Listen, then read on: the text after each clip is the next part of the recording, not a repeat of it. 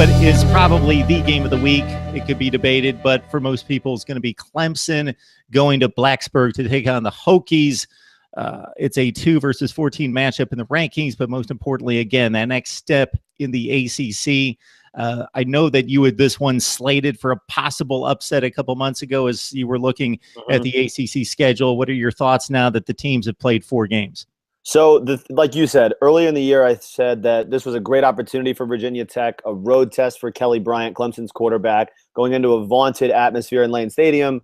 Having said that, the more I look at Virginia Tech, and I've watched every single snap they've played this season, the more I'm concerned that they don't have weapons outside of Cam Phillips that are going to really scare Clemson's defense. And Clemson is a little banged up in the secondary, but nevertheless, outside of Cam Phillips, Virginia Tech is extremely inexperienced at receiver with guys like Sean Savoy as a freshman, C.J. Carroll is a young and experienced guy at receiver, Dalton Keene is a true freshman tight end.